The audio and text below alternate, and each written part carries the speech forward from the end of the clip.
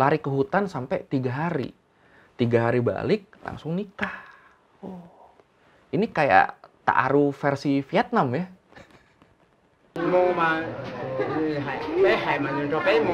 Kemarin kita udah ngomongin cara unik cari jodoh di Kamboja yang pakai love hut, pakai apa? Gubuk cinta. Ternyata di Vietnam nggak kalah unik nih. Kalau di Vietnam itu ada yang disebut dengan love market, pasar cinta. Waduh. Kenapa bisa disebut pasar cinta? Sebenarnya apa yang orang-orang lakukan di sana? Langsung aja kita bahas di Learning by Googling. Pasar Cinta Sapa atau dikenal juga dengan Khao Phi Love Market ini merupakan tradisi unik yang sangat legendaris di Vietnam. Pasar ini nih cuma ada setahun sekali, tepatnya di hari ke-27 di bulan ketiga menurut kalender Cina. Atau kalau menurut kalender Masehi selalu di bulan Mei. Nah, Pasar Cinta itu tuh adanya di distrik Meo Phac, Provinsi Ha Giang di Vietnam. Kok namanya Pasar Cinta? Ya karena pasar ini nih beneran tempat orang nyari jodoh. Waduh. Mantap juga ya.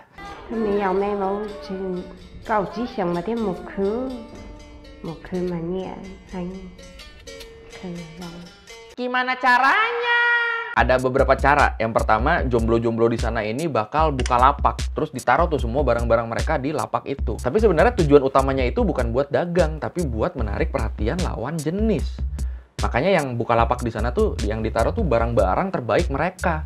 Jadi kan misalnya yang dagang cowok nih, wah ada cewek lewat, ngelihat barangnya jadi kayak, wow, dia ngejual barbel 100 kilo.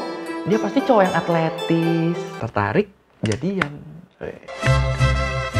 Cara kedua nggak pakai jualan barang, tapi pakai skill olah vokal. Jadi di malam pasar cinta ini nih, cewek-ceweknya bakal nyanyi buat cowok-cowoknya. Tapi nyanyinya dari kegelapan.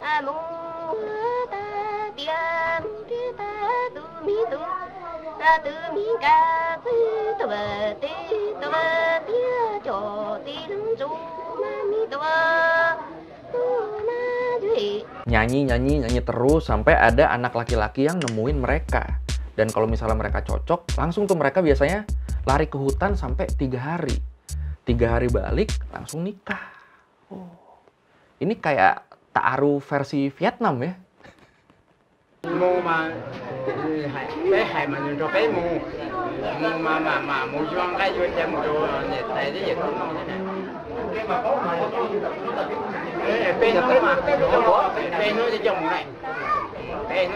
Keberadaan pasar cinta ini dipercaya berasal dari legenda yang berkembang di masyarakat etnis Khao Pha. Jadi zaman dulu tuh katanya ada laki-laki dan perempuan yang saling jatuh cinta, tapi mereka berasal dari etnis yang berbeda, di mana aturan etnis masing-masing itu melarang mereka untuk berhubungan dengan etnis lain. Standar-standar love story zaman dulu sih ya. Akhirnya mereka kabur, kalau di sini kawin lari ini ya. Mereka kabur ke hutan di Gunung Khao Phi. Di situ mereka akhirnya hidup bahagia berdua. Iya, mereka bahagia, keluarganya ribut. Jadi keluarga si cewek ini datang ke rumah keluarga si cowok, bawa senjata sambil marah-marah. Karena si cowok udah melanggar peraturan dengan ngebawa anak perempuannya pergi ke hutan. Keluarga si cowok nggak mau kalah juga, datang ke rumah yang cewek, bawa senjata juga, sambil ngeledek rumah keluarga si cewek. Di rumahnya jelek, miskin lu ya.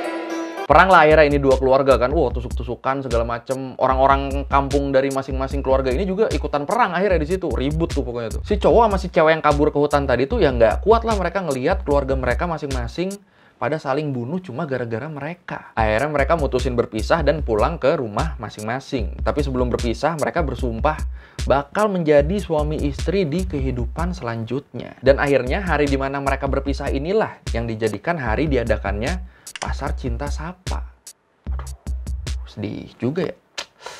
Nah, karena cerita ini juga akhirnya Pasar Cinta Sapa ini nggak cuma didatengin sama anak-anak muda yang pengen cari jodoh. Lah, terus siapa lagi yang datang? Pasar ini juga didatengin sama orang-orang yang saling mencintai tapi tidak ditakdirkan untuk bersama.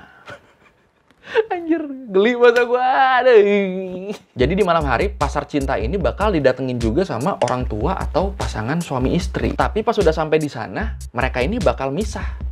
Bakal ketemu sama mantan mereka masing-masing. Lah, terus mereka bakal ngobrol nih sama mantannya masing-masing tuh semalaman sambil minum. Pokoknya sampai matahari terbit.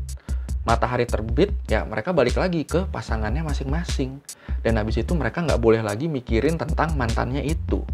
Minimal sampai pasar cinta tahun depan. Rào trái lưu trồng mà để này yêu cái phi mà thằng này mà đi ý đồ thả cho ý đồ mà chỉ nên lo thả mà bao nhiêu nó thả mà sao lại thả nhưng mà cái phi là mà như thế giống cú mà sự nhớ đi cú tụ bao nhiêu nó nên một trở tình trên nên một đó một phòng tụ phong dừa cú cả mà giờ này rào trên này thả lù thế này hậu chơi thế này thả lù đâu tụ phong dừa cú xí mà dù tiêu chỉ hay đi chăng dù tiền xì tiền nhớ hậu lũ trở tình đi mà xì đấy tụ phong dừa cú tụ phong dừa chia thả đi cha đâu đi cha nó cho pro xì tiền này mà ta dù cho một phòng dù tụ phong dừa cú. Coba yang punya pasangan, bayangin bakal kuat gak nih lu kira-kira kalau ikutan? Cewek gua hangout sama mantannya. Kenapa gua nggak punya mantan? Sayangnya katanya sekarang fungsi pasar cinta yang sebenarnya ini udah mulai memudar karena banyaknya turis yang datang. Kalau dulu cewek-cewek itu nyanyi di kegelapan buat ditemuin, buat nyari jodoh, buat nyari pasangan. Kalau sekarang cewek-cewek itu nyanyi di kegelapan buat dikasih tips sama turis. Pertunjukan-pertunjukan lainnya pun sekarang ya tujuannya buat narik turis. Agak sayang sih ya kalau ritual asli ini benar-benar sampai hilang. Nhà ra mà không có bằng chỉ bao xin được thân khai thì luôn nhé.